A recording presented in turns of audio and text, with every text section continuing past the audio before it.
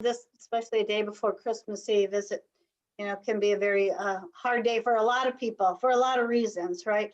I do want you to know that we are taping this, and hopefully all of you are okay. The Cedarbrook would like to offer this as continuing, because I always believe if we have those certain questions, the public typically generally thinks along the same lines as we do. So the subject today is understanding dementia.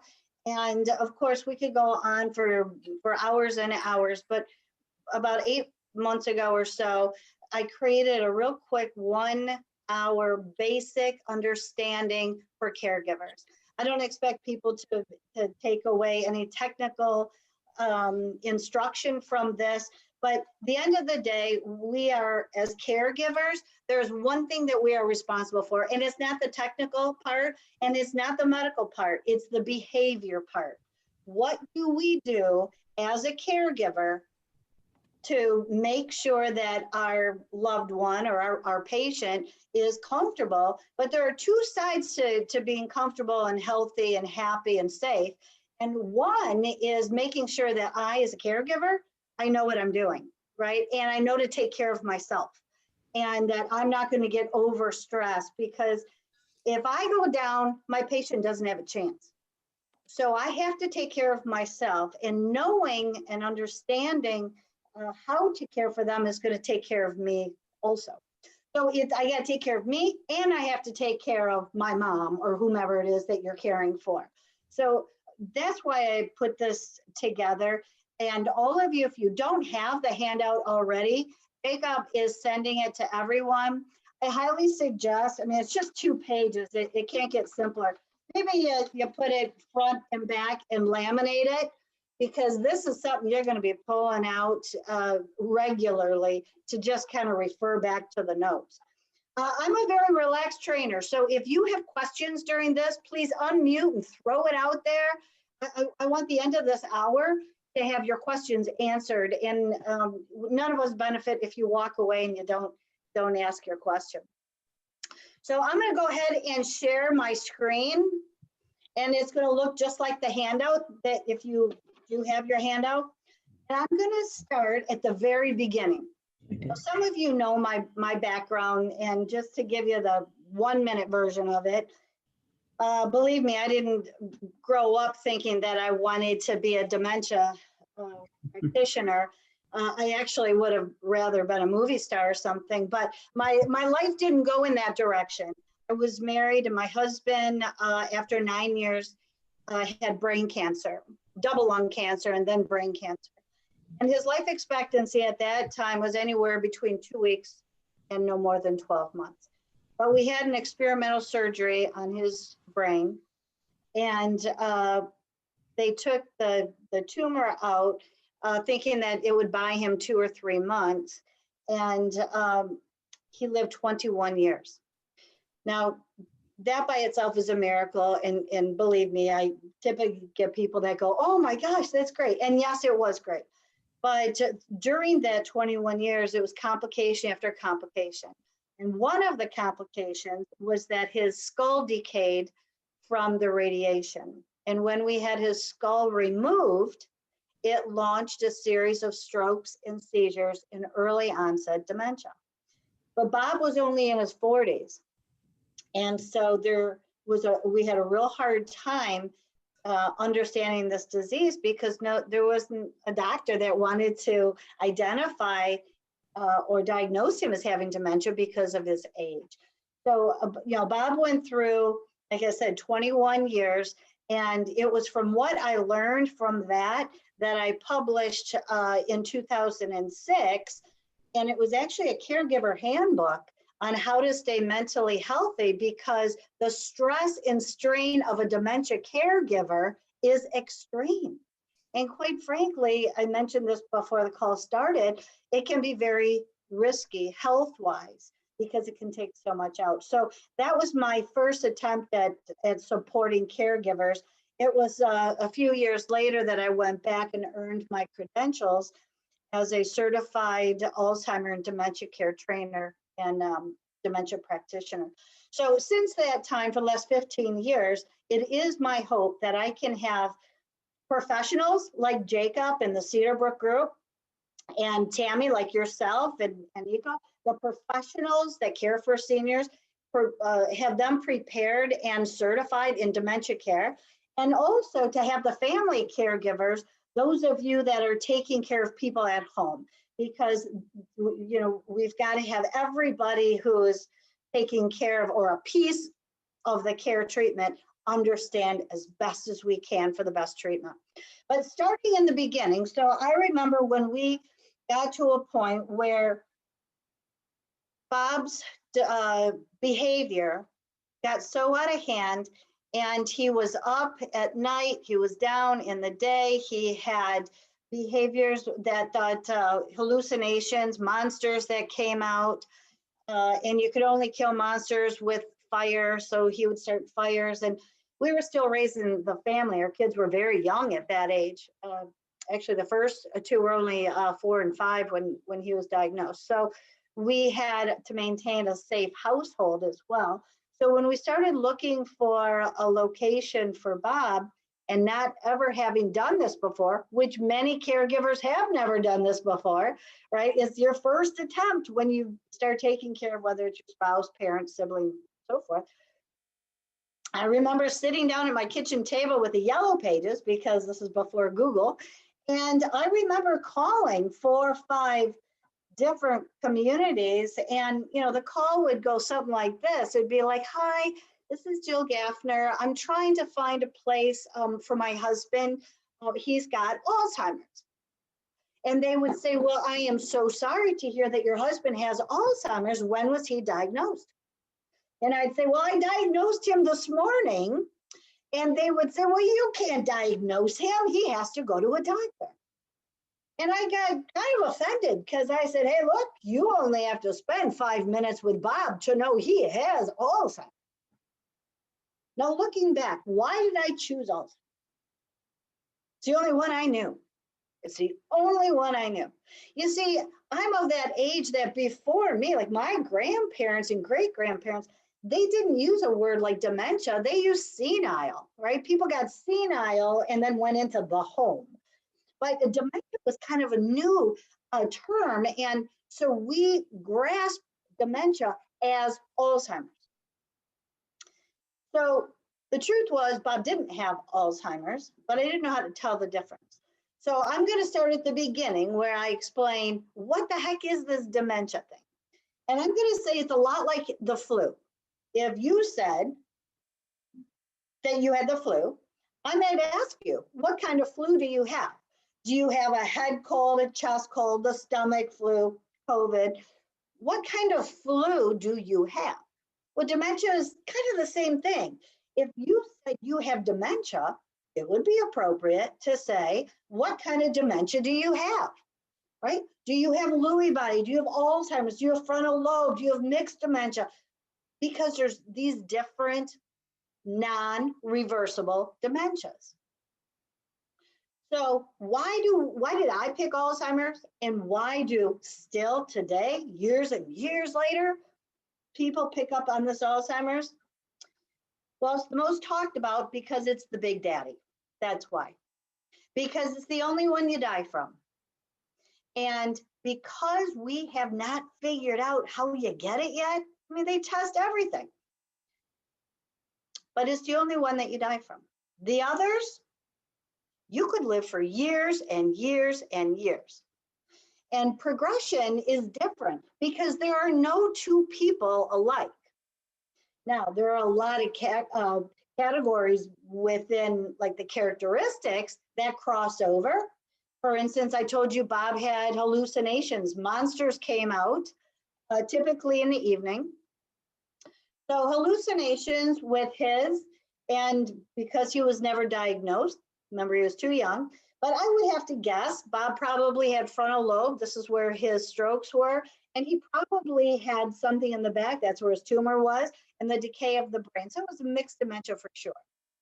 So he had hallucinations. Alzheimer's typically can have hallucinations. Lewy body can have hallucinations. So we got these things that cross over. Now, for you and I, those of us on this call, Does it really matter what kind of dementia they have? No, because you and I don't diagnose and we don't write scripts for medication. What we do as caregivers is we handle the behaviors of that single individual who is not like anybody else, and we try and keep them safe and make sure that they are properly cared for. That is our job. So what you see in the upper left-hand corner of your handout are the non-reversible, which means once you get it, you can't not get it, right? So if a doctor diagnoses, it goes in their file. And for us in Michigan, that's not so bad, but there are certain states that once you have that D-diagnosis, your license is taken away and you can't participate in contracts and so forth. So you have to be really sure at your diagnosis. Now it makes it complicated, and I'll never say that dementia is not, because underneath the different kinds of dementia in the top left corner, you'll also see something called pseudo-dementias. Now, pseudo-dementias are things that look like dementia, they act like dementia, but they're not dementia. And to be honest with you, they're reversible if they're treated. So drug reactions. Drugs are always a trial and error, right? The doctors will write a script and they'll test out a certain medication in a certain level, and it has to mix with the other medications. And it's a constant adding, subtracting, changing, and and over time, certain drugs in their system may have different outcomes. So it's a continuous watch of drugs. Now, families and others, individuals, could start mixing over the counter, which they don't consider drugs maybe. They think, well, it's not a drug per se. I bought it at CVS. But the truth is, any mixture of vitamins, minerals, ginkgo biloba, I mean, all these things that are on the counter at your local drugstore could mix and cause a reaction and a change in behavior. We also know that depression, the very beginning of onset of dementia and the characteristics of depression are the same. It's the same. As a matter of fact, I'll throw another one in there. The beginning stages of dementia, just about any of the dementias, and depression and caregiver burnout. And you are all caregivers. And the very first part that we identify with in all three, social isolation, removing yourself from social activities. That is the first stage of depression, of dementia, and of caregiver burnout. We are social creatures. We are human beings that are wired to be social. If our behaviors change, and so when doctors look at that, right, for a diagnosis, they have to figure out, is this depression or is this onset of dementia? And 40% of people with dementia are depressed anyway.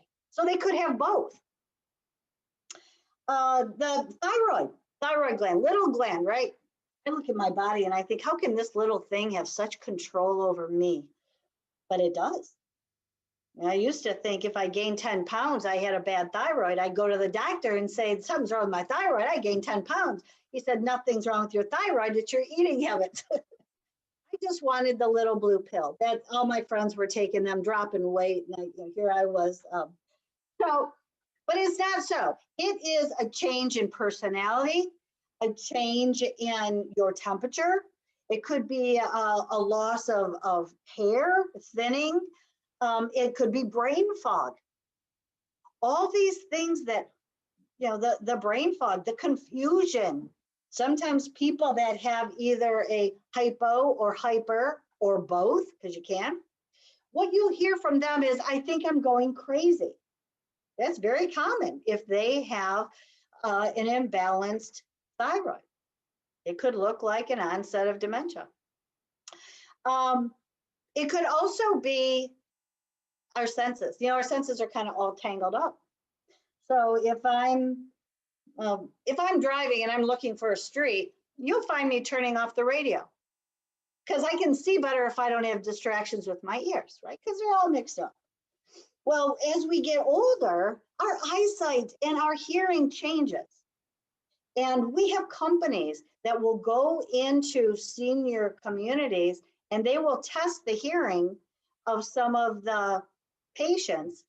And where they find a loss of hearing, when they repair the hearing, give them hearing aids, replace it, they see a cognitive change that easy. As a matter of fact, there was this lady, she would go in to see her dad with her husband, and the staff at the community kept watching them thinking, this is the strangest thing, because when the daughter is here, her father actually responded great. Like he could converse and he was funny and he, you know, had short-term, long-term memory. But boy, when that daughter left, he went into a cocoon and he didn't communicate and he didn't socialize. And they watched for a while until they figured out when the daughter came to visit her dad, she brought him his hearing aids. But when she left, she didn't want him to lose his hearing aids, so she took the hearing aids with her. And this showed the difference in the ability to communicate with and without hearing. And eyes are the same thing. As we get older, our vision changes. It just does, like depth perception, right? So we don't trust the floor is really where we think it is. And one of the things that contributes to that are the different colors of floors. Darker floors, you know, in contrast with lighter floors, might look like there's a step where there isn't, or a hole where there isn't. So we have to watch out for dark tile, dark carpeting. You might see people maybe even just test it. Like, is it good? Is it there? Going up and down the stairs, you'll see a lot of that kind of thing. I mean, you just figure, like, let me just tell you, one of the common things is glaucoma. So let me see if I can unshare this for a minute. So here is what it would look like if I had glaucoma. You know how common glaucoma is? Now, imagine all I want to do is get myself from my room to the kitchen. It's only about 10 feet. But you know what? I don't have any peripheral vision. I can't really see. And I'm on a walker, by the way. And make matters worse, I might have arthritis or neuropathy in my feet. And so I'm not feeling good to begin with. And I'm limited by what I see. And if I'm limited by what I see, I could be limited on how I think, and that impairs our cognitive ability. So when we think about like the behaviors, we have to look at this as could it be where we have a caregiver that's like, you know, hey, Dad, I'm making lunch. You want a ham sandwich? And Dad returns, those doggone lions, I can't. And then the caregivers are like, oh, Dad doesn't even answer the question right anymore. He's going down so fast. Well, it's not this, it's this. Or it's not this, it's this, right? So we got to maintain their visits regularly to get their eyes checked, get their hearing checked, to make it as clear as we possibly can.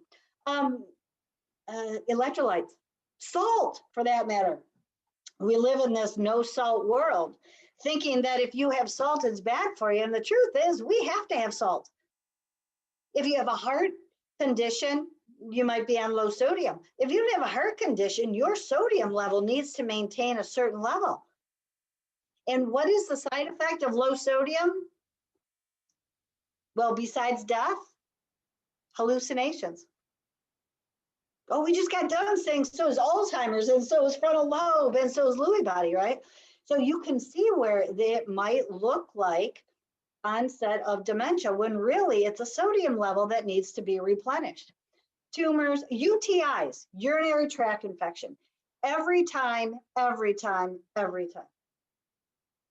good news about especially because most of our seniors will start wearing the adult briefs. And as clean as we want to be, it does encourage infection. Now, the good news about that, if I can say good news, I guess, is that the UTI test strips are in all your drugstores now. 10 for $8.99. Get them on Amazon. Keep them in your closet and test them every time their character changes. Because that's what you'll see first, is their character changing. I can remember I could identify a UTI coming up on Bob before he tested positive on a test strip. Because we know our loved ones, we know what they're like. If all of a sudden they're acting kooky, chances are it's a UTI. After an antibiotic, they return to their cognitive ability. Congestive heart failure, anesthesia is another one. Even dental anesthesia can stay in the system for a year to 18 months. And what's it look like? Early onset dementia. So these are called pseudo-dementias. When a diagnosis is made, what the doctors have to do is they need to go through all these pseudo-dementias, rule them all out, and then typically it progresses to a neurologist where they'll do additional testing. But many times I meet with families that think, I'm not going to send mom to the doctor to be poked and prodded. We know what this is. You know, Uncle Larry was like this, Uncle Joey was like this, da, da, da.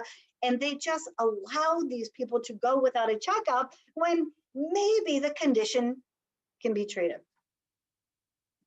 Okay, so now I'm going to move down here just a little bit. I'm sorry, up here just a little bit more.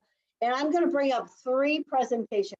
And I do this because the National Council, which is where I earn my credentials, I love the way they categorize just in 3 buckets, right? Like early, mid, and late stage dementia, because it's easy for most of us to catch on.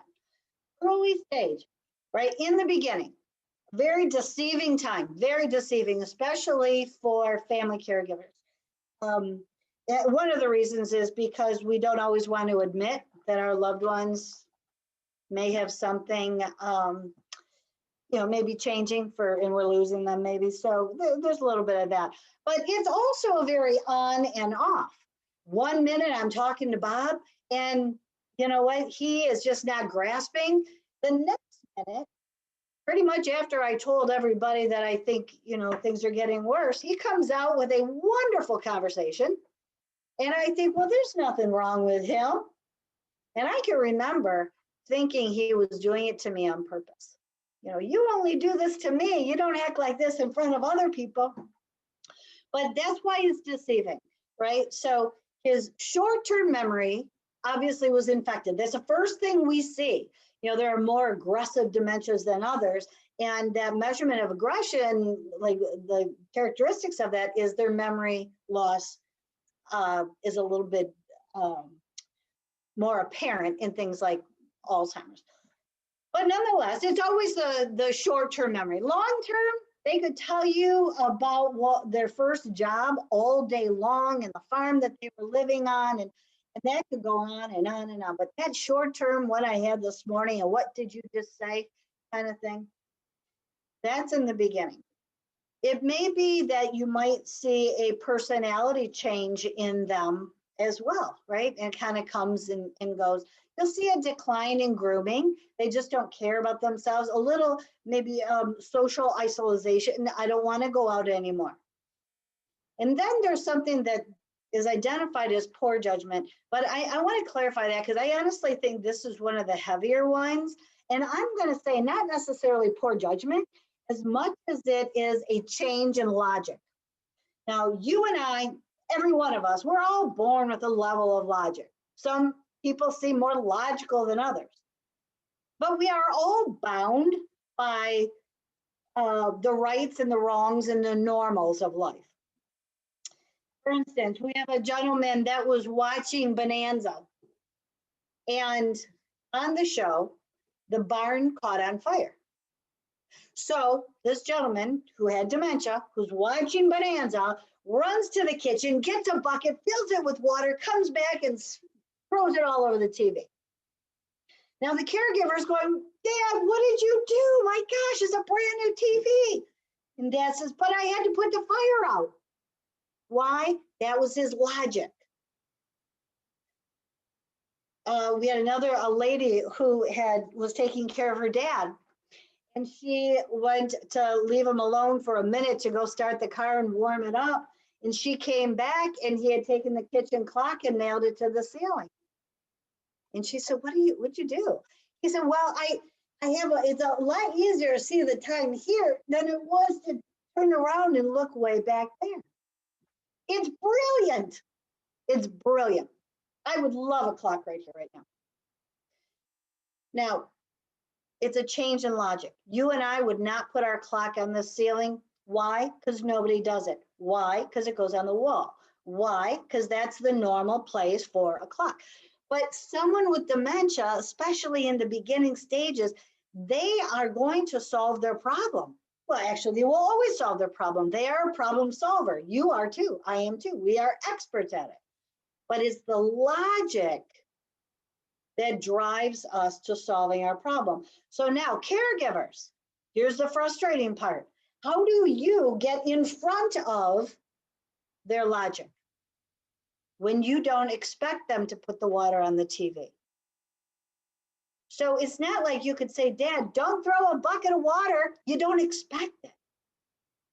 If you were going to take care of a 2-year-old, we would all pretty much know how to child-proof our home.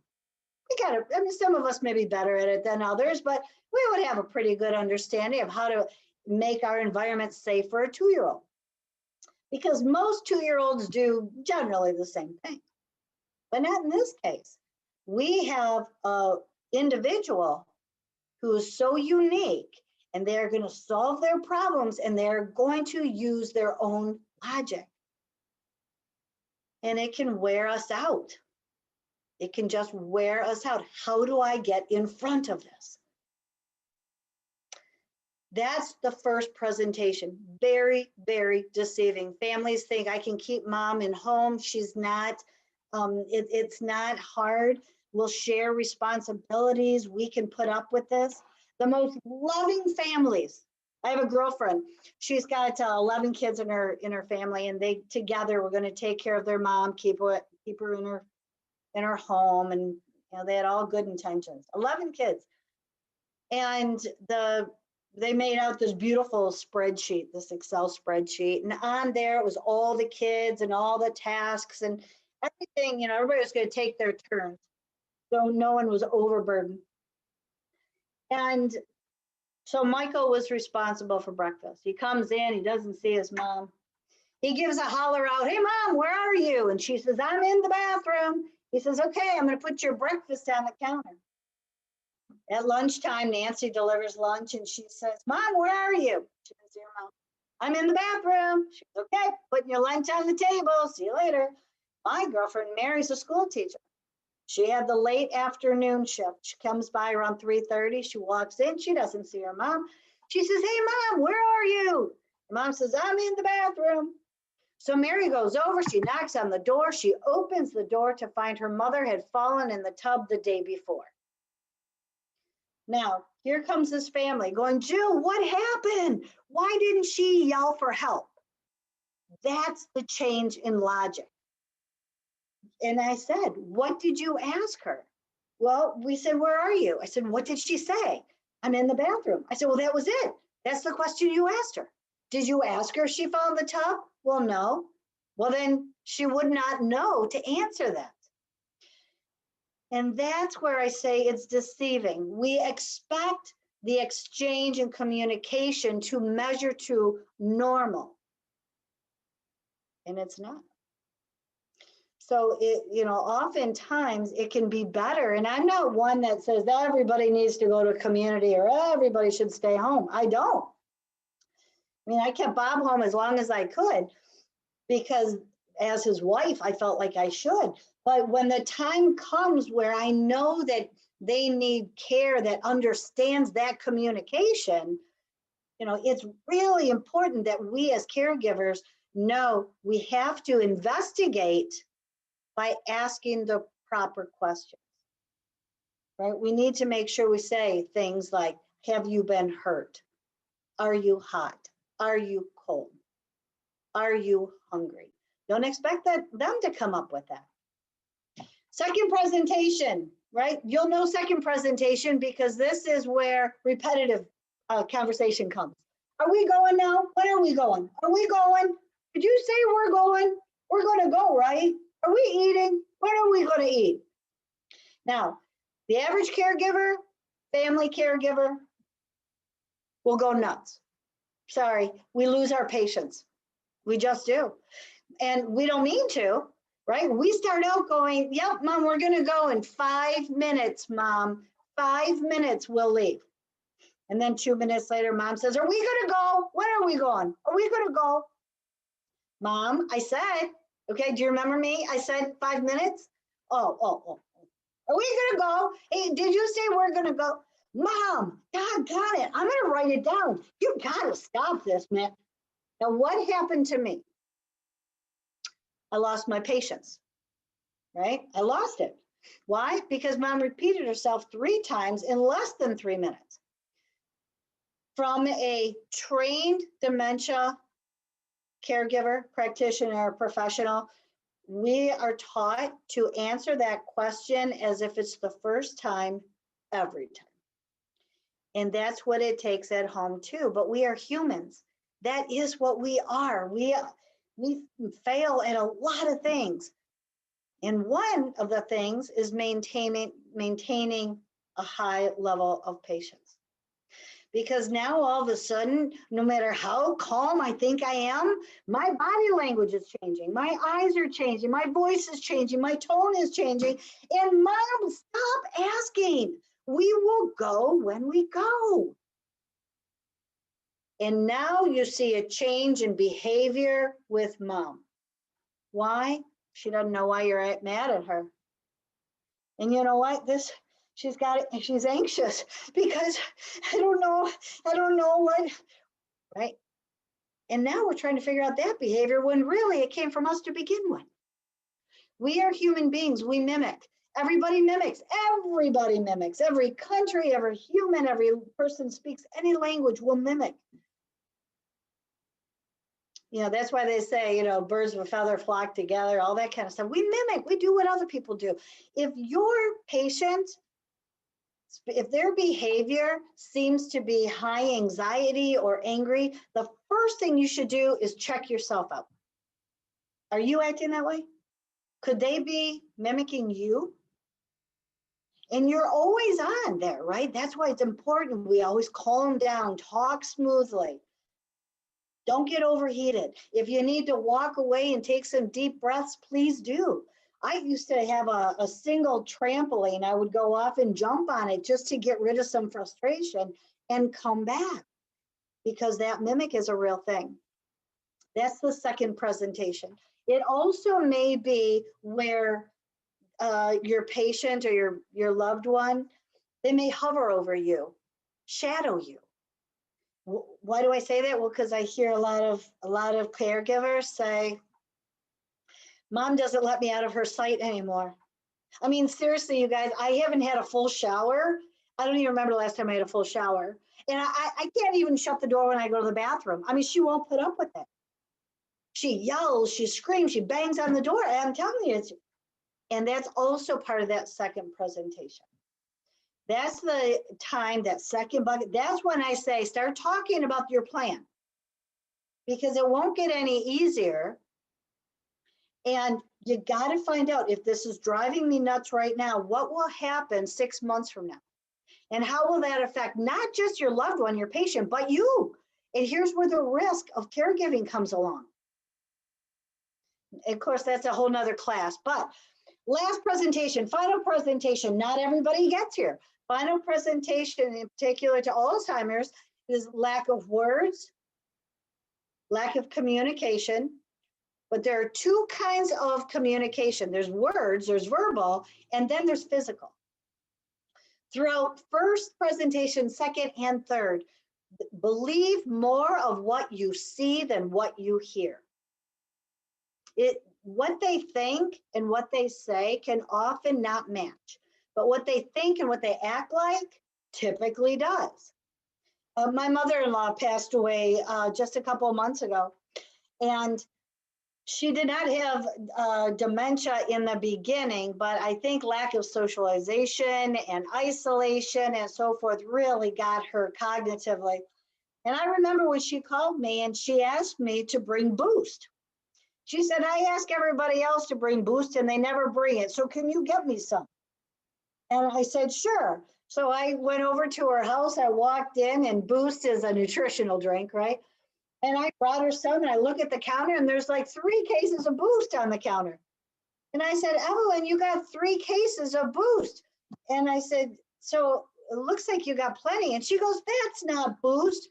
She wanted us to bring her some panty liners, but her head said Boost, right? So that's what she kept saying. Meantime, she had enough Boost to serve to the entire east side of Detroit. But if in front of her, she was explaining with her body, no, you know what this is. So 2 kinds of communication. 70% of the time, what they show you with their body is what they're talking about, not what they're saying. Anyway, final presentation, 24-hour care. You got to show them how to drink, right? And we think, because we live in a bottled water age, that everybody walks around with bottled water. You know what? Seniors don't. Not the age group that we're taking care of now. They would take a swig of water if they were taking a pill. That was the purpose of having a swig of water. And for heaven's sakes, they never thought we'd ever put it in a bottle and sell it, right? So it takes a lot for us to remind them to drink, right? Bring it up, lay it down, change in food.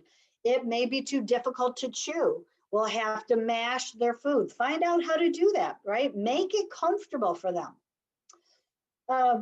Now, going over to the far right, communication. I mentioned learn to listen to what their body is saying, not their mouth.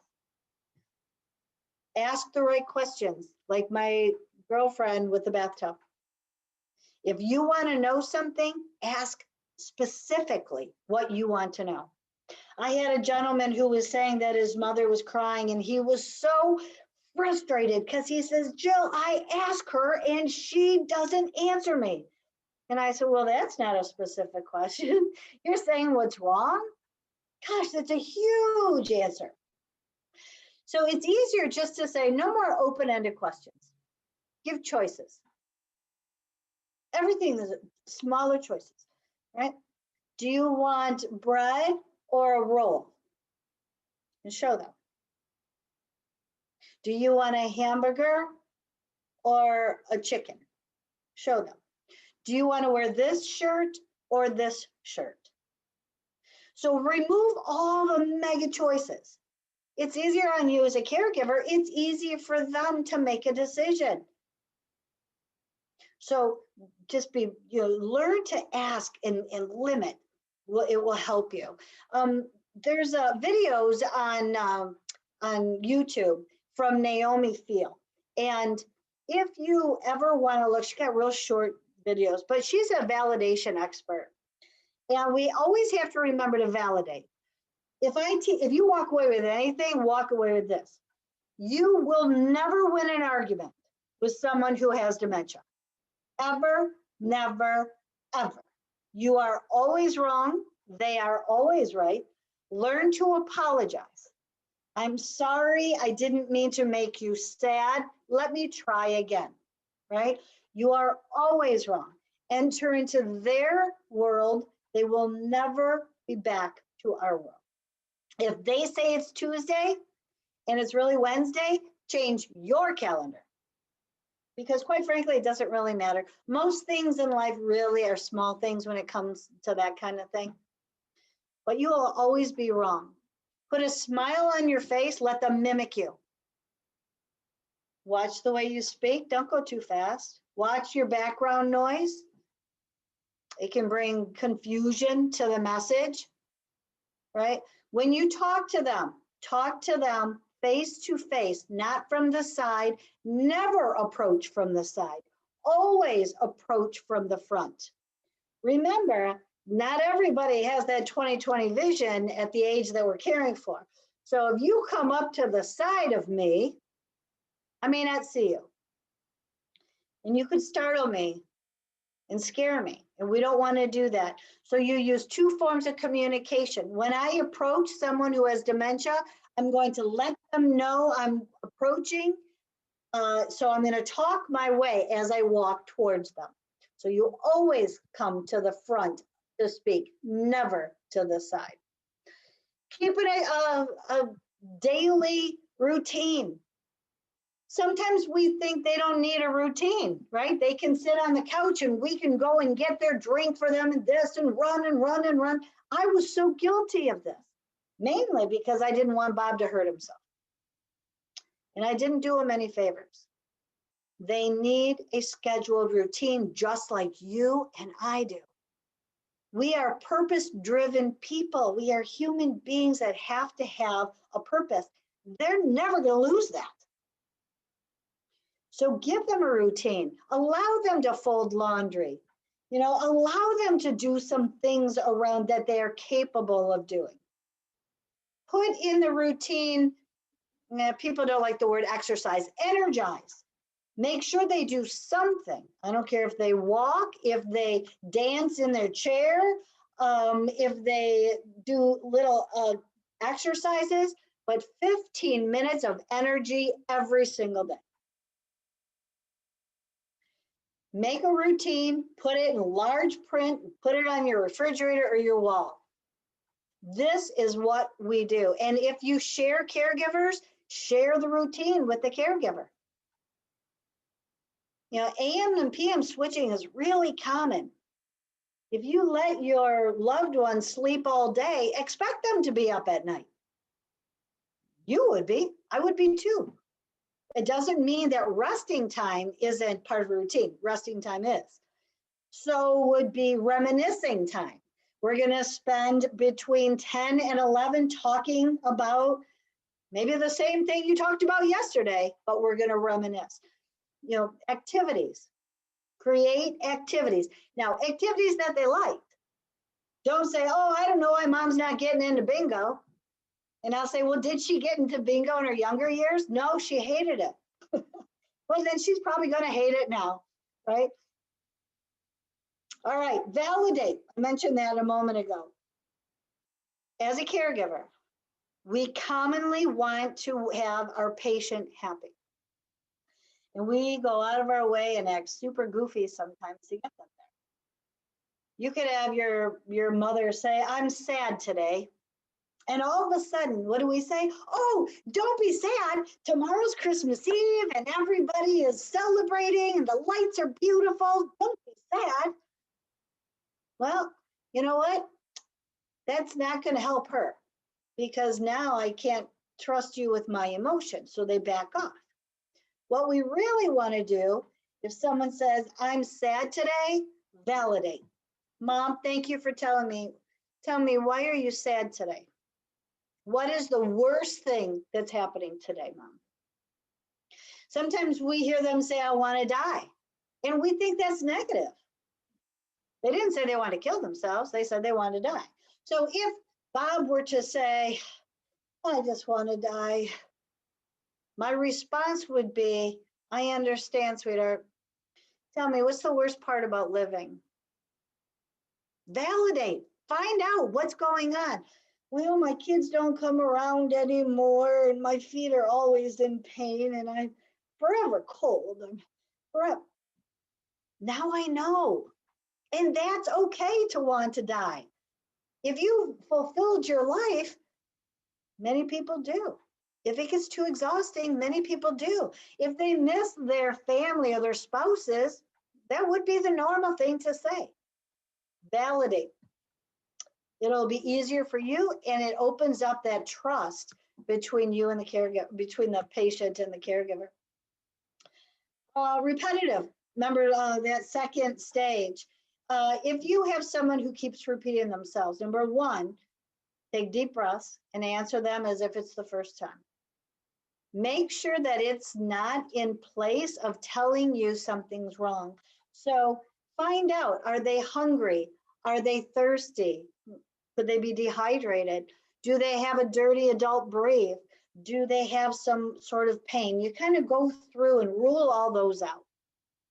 And if you rule all those out, then it may be like we have seen people, especially ex-smokers, who need something to busy themselves.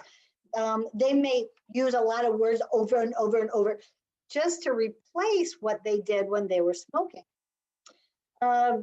What you could do is take a sugarless sucker, give it to them, and see if once they're busy orally, do they stop that repetitiveness. You got to get creative if it doesn't work with the sucker. We had one gentleman who took a caregiver took a clean dish towel and put ice chips in it and then closed it with a rubber band, and he chomped on ice chips. It worked wonderfully. Neglect. Well, I'm sorry, I have to go way up here first. Yep, neglect. I don't think most of it's intentional. A lot of people don't know what qualifies for neglect. I was in a community hospital one time, and there was a lady in a jerry chair, which is kind of like a bed on wheels. And she kept saying, I have to go to the bathroom. I have to go to the bathroom. Will someone take me to the bathroom? And one of the ladies said, oh, just go in your pants. And she says, because she says that all the time, she doesn't really have to go. Now, did the lady who said it, did she know that she was fringing on abuse? She probably didn't. She was just trying to tell you that, you know what, she says that all the time. So, but the fact is it qualifies for neglect and abuse. So knowing, and even if you have your loved one in Cedarbrook, maybe you bring them home for a night here and there, right? Maybe for Christmas or their birthday, or make sure the people, outside of the community that you have them in, they understand what qualifies for neglect as well. Over medicating, under medicating, holding back medication, too hot, too cold, not moving them in a bed, not getting them the assistance. That lady that said, I have to go to the bathroom, I have to go to the bathroom, I have to go to the bathroom, it may have been repetitive. But by law, if she were in a community, she would have to be taken to the bathroom every single time. Every single time.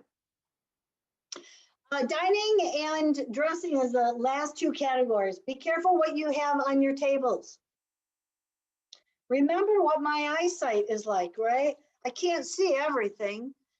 So I could misunderstand maybe a little pack of sugar. And especially right now, I have seen this. I know our restaurants are closed, but when they reopen, a lot of places aren't putting salt and pepper shakers out anymore. They're putting little packs of salt and pepper out, right? So we don't transfer germs or whatever.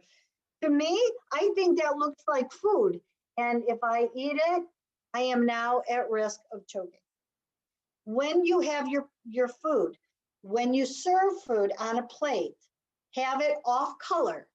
If you're going to serve cottage cheese, don't do it on a white plate, because all the colors blend together and I won't be able to tell the difference between the food and the plate.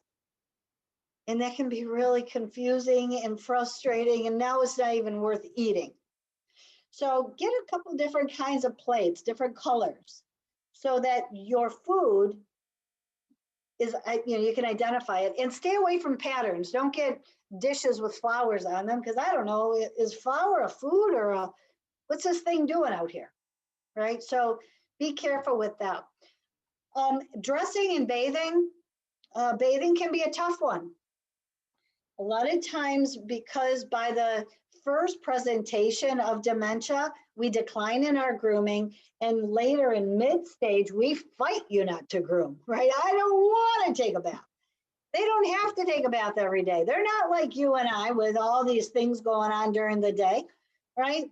They're limited on how dirty they're going to get. Every other day, every third day, give them a sponge bath in between. It can be scary. That water gets hot, that water gets cold. Maybe they are a little shameful because I don't like being naked and I'm uncomfortable. I'm afraid of the water because I can't see it. And I know people fall and I don't feel solid on my feet. So there's a lot of threats in there, right? So go slow. Don't say, hey, I got 10 minutes, let's jump in the shower. There's no such thing. Go slow. Let them do as many body parts as they can. Remember, you got 2,000 body parts. They all don't need to be washed all the time. Get the main ones. Understand that it's going to take time. Maybe you steam up the bathroom before bath time. Get it nice and warm. Bring in a flameless candle or put some scents in there, something like maybe what are they called? I don't know what the steam scents that people use. Diffusers. Yeah, infusers. Put an infuser in your bathroom. Get it smelling good. You know, when we bought our house, all of us, I'm speaking, there are 2 rooms we probably put together first. It was the kitchen and the bathroom because those 2 places matter. So make it an event, right? Not a task or a chore. Make it an event for them. Let them pick out their own clothes. Limit their clothes. Give them 6 shirts and 4 pants now, and let them choose from that limited version. Don't give them a huge closet. It's just overwhelming. It's way too much. If they tend to wear the same thing every day, which some caregivers don't like. They're like, I can't get, my mom wears the same thing, drives me nuts. Well, you're the only one that's going to be nuts over that. Your mom personally likes that outfit. Wash it at night, put it back in the closet. But it doesn't match. Who cares? It matches to her, right? So, remember, you are always going to be wrong. They will always be right. Don't sweat the small stuff. A lot of things are small. At the end of the day, you know what? Are they safe? Are they comfortable? Are they hydrated? Are they nourished? That's really what we're looking for. And on the flip side of that, and then I know I'm past my time here, and I apologize for that, Jacob. But on the flip side of that, caregivers, you need to take care of yourself. You need a program. You need a healthy routine.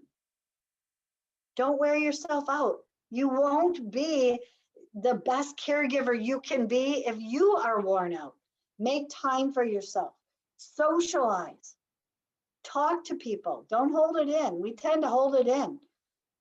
There's a lot of survivor guilt in caregiving, right? I feel guilty because I'm okay and you're not. In my situation, I always felt guilty because I was like, I'm going to live and you're not. And that guilt can be very hard on us.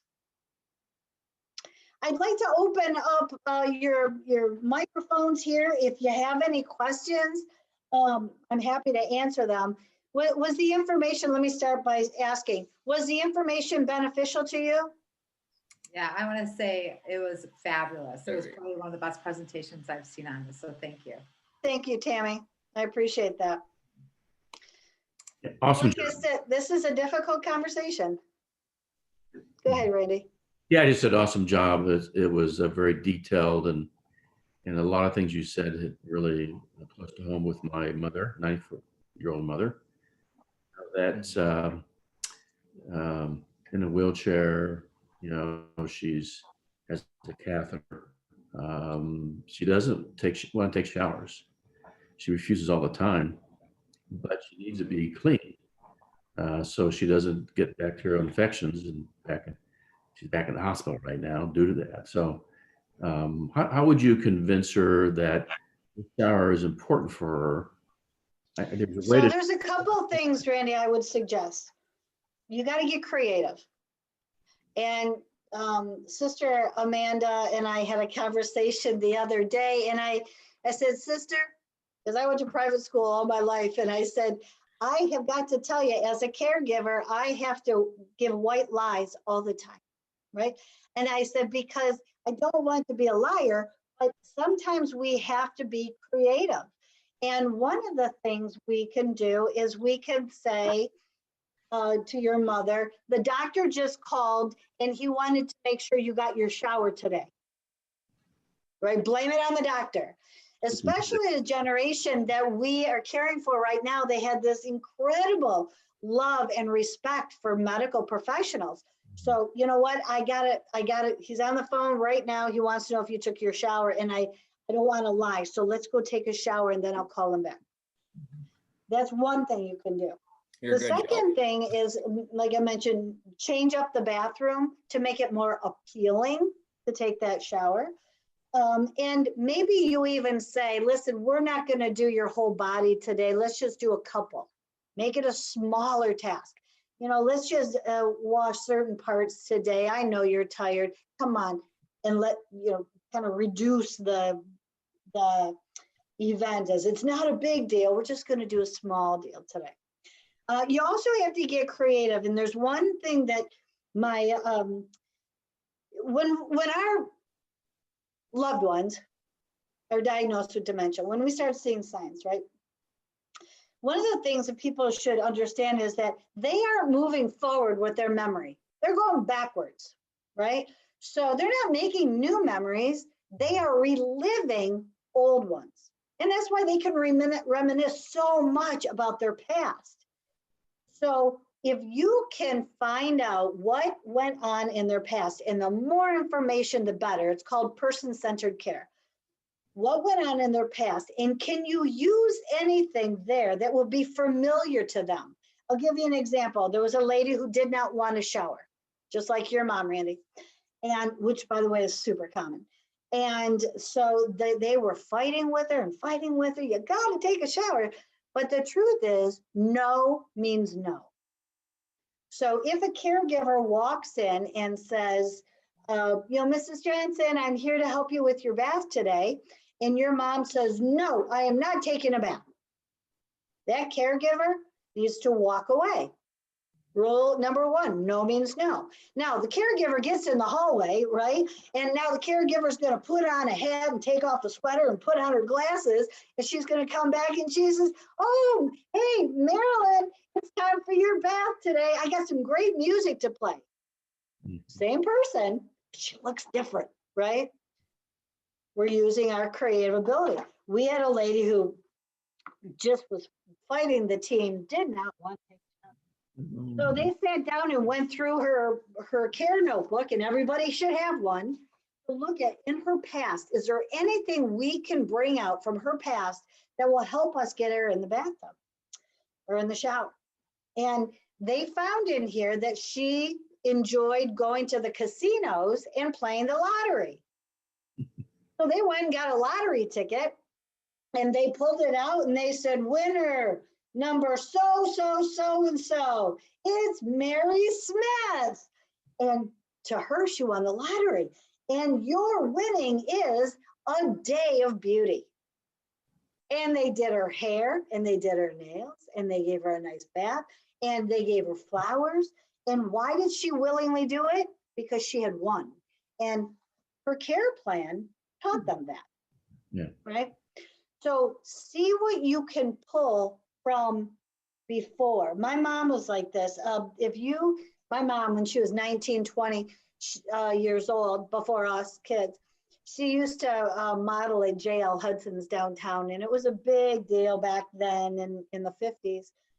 And if you were to have seen my mom, I would say the last 4 or 5 months that she lived, she died 2 years ago, and you were to walk in and say, oh, Jan, how are you? My mom would say, oh, I am so busy. I had 3 shows today, and they expect us to wear these big, heavy coats on such a warm day. Where was my mom? She was at J.L. Hudson's modeling, and we were thrilled, right? My mom died at 80 years old, and she was reliving 19 years old. So they're going to pick from their past. See what you can use to your benefit to get them. Even we had a lady who grew up on a farm, lived in the city as an adult, but until she was in her mid-20s, she lived on a farm. When it came time to finding a routine for her, we went and got vegetables and had her shuck corn and peel peas. Why? That's what she related to. I could go on for hours and hours and hours. Can you tell? This is, dementia is complicated. There isn't a caregiver that doesn't own a piece of my heart, because you try everything once. If it works, it works. If it doesn't, you got to try something else. Get a support system for yourself. Don't do it on your own. It's way more than a one-person job, way more than a one-person job, right? If you're struggling with guilt, where, I feel guilty because that's where I was, recognize the fact that you can only do so much. And every single day we wake up and we are still only human. We are not angels yet, right? We are human beings, and we have to act like a human being. I think I had so much guilt because I was trying to take care of things I had no control of. I didn't control when Bob would live or die or have seizures, or he, often walked off to find the monsters to protect his family. I didn't control those things. And I got so wrapped up in that I felt guilty that I wasn't able to get in front of those behaviors, but I'm only human, right? So I had to realize at the end of the day that, I am responsible for certain things, and God is responsible for the rest. And I start by saying, I will be the best at doing the things that I'm in charge of: giving medication, washing him up, keeping him safe, providing for the home, going to work, taking care of the kids, blah, blah, blah. Those are the things Jill was responsible for. Cancer, dementia, life, death, I wasn't responsible for that. And I had to trust that God was going to take care of that. Let go and let God. It was the only way to survive for me. And like I said, that's another class. But one of the best lessons I ever learned was that I wasn't in charge of everything. I was only in charge of certain things. Okay, any questions? You guys got to be tired of hearing me. Thank you so much. Thank you. Thank you. Thank you. You're welcome. Yeah, thank you, Jill. Jill is amazing. I've watched, I don't know how many presentations that I've been part of, but recently Cedarbrook has extended the certified dementia practitioner certification for our staff, which is super important. We're dealing with the elderly and the aging, and everybody at some point will have some sort of, dementia or forgetfulness, or, those things that look like dementia, UTIs. And what you say is so true, and we pick up on that. Family members pick up on that, caregivers do. And the guilt, I work with families all the time, and being younger, it's hard, to build the family's trust, but seeing it over and over again, and the guilt that goes with it, it breaks my heart. But at the same time, you have to remember that you're doing everything you can for your loved one. Whether it's you being the caregiver or whether your loved one's in a community, you're doing what you can, and and that's enough. And with dementia, you think that the loved one or the person is, going through this horrible thing. From what we see, it is, and it's our guilt, it's our sadness. But for them, at that stage in their life, it's just another day. And so what Jill said, and the approach that you have to have with anyone with dementia is super important. So Jill, you are amazing. Dr. Siva had an emergency, but if there's any medical questions, I can forward that to him and he can email you back. So if anybody has anything. You know what I would like to do, if that's okay, Jacob? Yes. I'm going to put my email address in the bottom there. So if anybody would like to give me a shout, sometimes it's hard to ask questions in a group. Right. That's great. Thank you, Jill. But certainly you can always get a hold of me, send me a note, and let me do whatever it is that I can. I honestly appreciate this opportunity very much to meet with all of you. I know that most people can walk away and will share at least some of the information with one or two additional people, So, you know, I think there are 65 million caregivers, and it's, you know, one day at a time. But share the information and make copies maybe of the handout if you found that to be helpful for the other caregivers as well. And Jacob, I want to thank you and all of those at Cedarbrook, because you're darn right, you have done a lot of work. Cedarbrook actually holds the largest number of certified dementia practitioners, I think, in the state right now. So yeah, that's a lot to be proud of. Your leadership is terrific. So until the next time we meet, Merry Christmas. Merry Christmas, you guys. Happy New Year. It's going to be a much, much better, more normal New Year. So, I hope so. yeah. Thank you. All right. Thank you. Merry Thank Christmas. you. Merry Christmas to all of Thank you. Thank you. Okay, Thank you. bye-bye. Awesome presentation. you. Jill, Thank you. learning a lot from you. Thank you. Thank you, sister. I appreciate it. God bless you. God bless you too.